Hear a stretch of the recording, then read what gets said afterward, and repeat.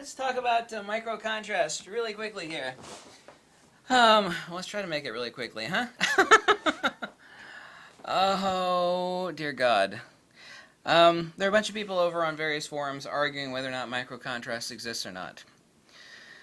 They don't even know what the hell micro contrast is. There's a lot of people, even those that write books on photography. There is even a knucklehead that writes books on Nikons. He has no idea what the hell micro contrast is. People talk about Zeiss pop, Leica pop. I get questions all the time from someone's like, I got the best camera in the world with the most expensive lens in the world, but I'm looking at these old pictures from Henry Cartier-Bresson and Ansel Adams, and of course they did a lot of processing magic with their prints. There's no denying that, but I'm talking about out of the camera. Okay, why the hell does that 60-year-old lens and camera look way the hell better than what I could do with the most expensive digital camera in the world and the best lens that money can buy? Can't make it look like some of these really awesome black and white. And this is just a black and white photographer. Now, I don't care if they shoot it in color and then convert it in Lightroom or Photoshop, or if they actually use a simulation, because every digital camera, unless it's like a Leica monochrome, is a simulation black and white. It's like, well, that's good enough black and white. It's like, yeah, it's good enough black and white for you. That's because you don't know what the hell real black and white looks like. You know what the difference is? Let me tell you a difference. Okay? Every camera, digital camera right now, conventional Canon, Nikon, Panasonic, Sony, Fuji, has these interesting little things over top of them, and they're called filters. Let me actually move the light over here. There we go. Interesting things over top of the sensor, and it's called a color filter array. I don't care if it's an X-trans sensor, I don't care if it's a Bayer array. You have these neat red, green, blue filters over top of the sensor. Now, I'm not talking about the IR pass filter, and I'm not talking about the micro lenses. Micro lenses actually increase the gain by focusing the light. They're little bitty lenses that sit over top of the photo sight. But here's the important point before we get any deeper. You know what a film camera, even a junky film camera, has on it, doesn't have, that a regular digital camera does have, is that it has, unless you got a filter on the lens, it has no filter between the film, which is the sensor, obviously, of a film camera. It has nothing between the butt end of the lens and the actual film where the image is captured. There's nothing there. So the rear end of the lens, the shutter opens, the mirror lifts up, and the film is exposed. Isn't that interesting? Now, here's an interesting camera. It's a monochrome. It's been viewed like 40,000 sometimes. I got the link below. I actually posted this link again. The other image has been put on a bunch of boards. Now, you might think this is a really boring image, and it really is. I mean, I just took this offhand, but the tonality on it's incredible. Everybody's just like, oh my God, this is the crap that I want. Why the hell aren't you making this, Fuji? Why the hell aren't you making it? The reason why they're not making it is because everybody out there, don't take this the wrong way, is stupid. Some people don't give a damn about black and white photography. That's understandable. They're like, oh my God, I don't know if I want a camera that just only shoots black and white. There's a lot of black and white photographers out there. But if people saw what a camera like this is capable, this is an old camera. Old camera. You know what's not in front of the sensor on this camera? Color filter array. X-trans array, which was on this camera originally. This is a $400 camera used, not converted, however. There's none of these red, green, blue.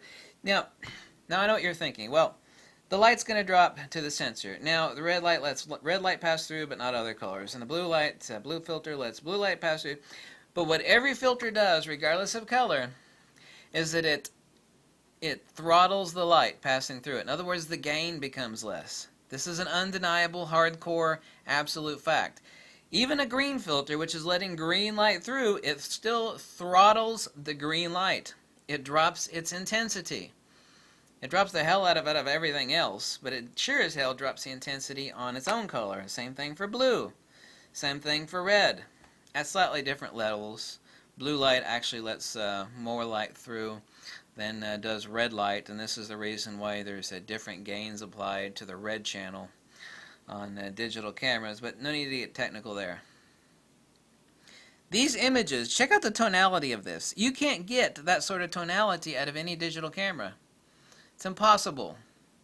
Ask yourself this question: how the hell can this $400 old as dirt digital camera, X Pro 1 is not old as dirt, but it's pretty damn old, blow the hell out of a Nikon D850, blow the hell out of a GFX medium format, blow the hell out of anything Sony's got? Sure as hell for Canon.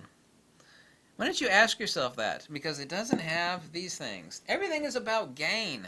People don't know what the hell microcontrast is.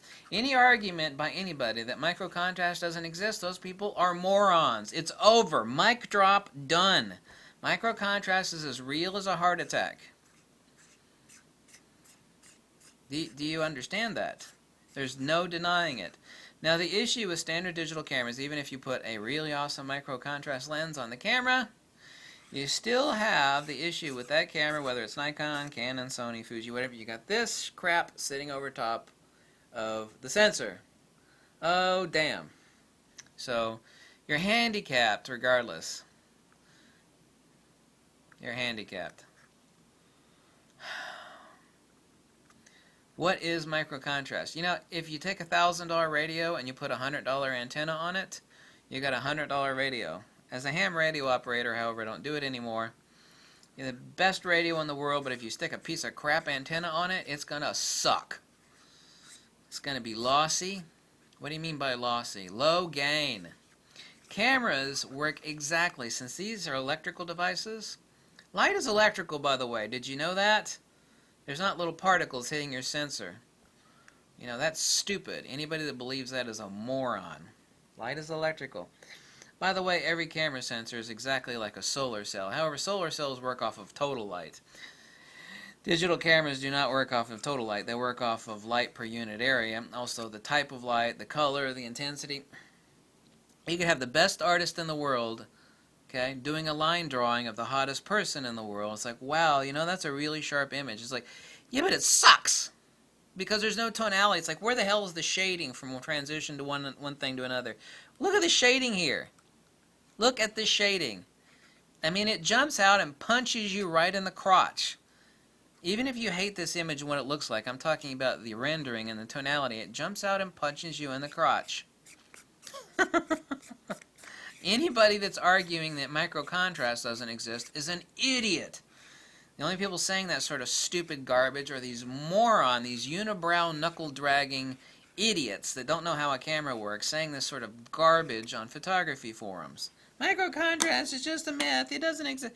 That's because they don't know what the hell it is. They think it's like talking about ghosts and unicorns. Ah, microcontrast, it's all BS. No, it isn't. Those people are idiots. Here's the proof right here. Here's the coffin nail.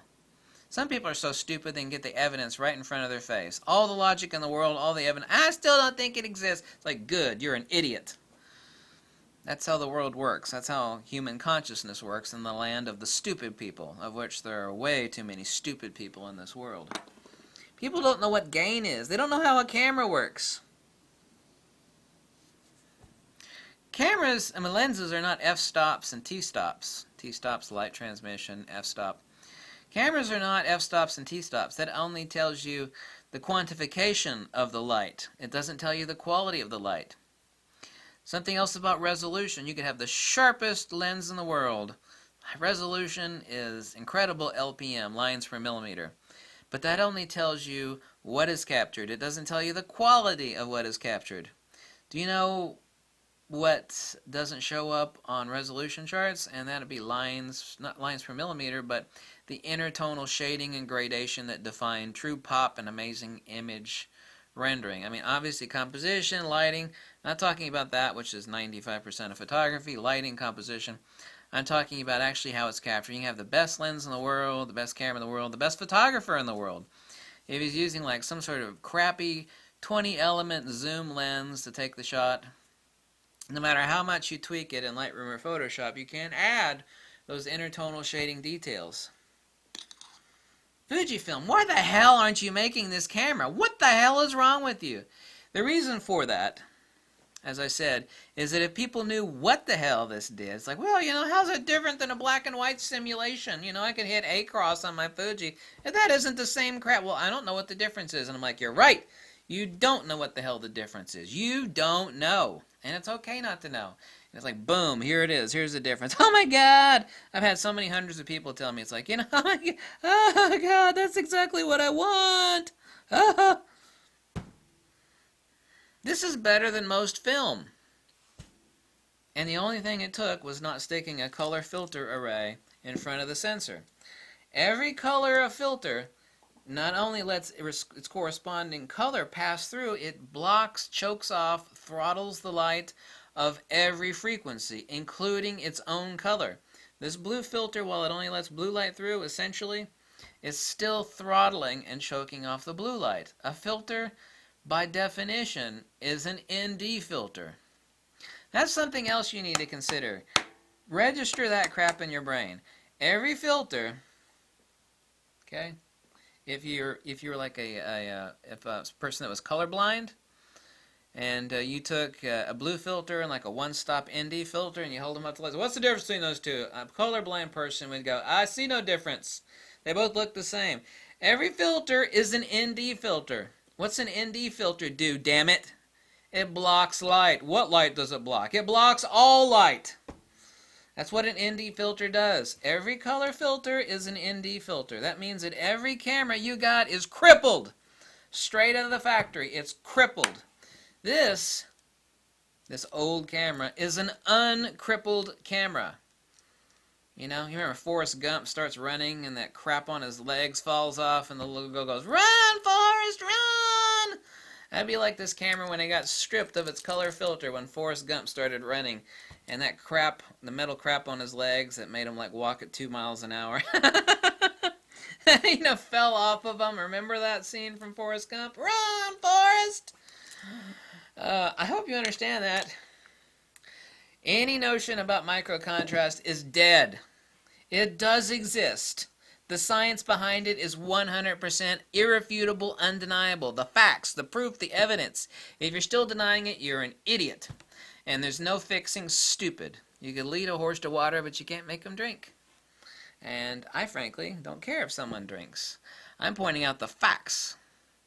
Okay? And if you think you know more about cameras and lenses and SNR than me, you don't. You don't.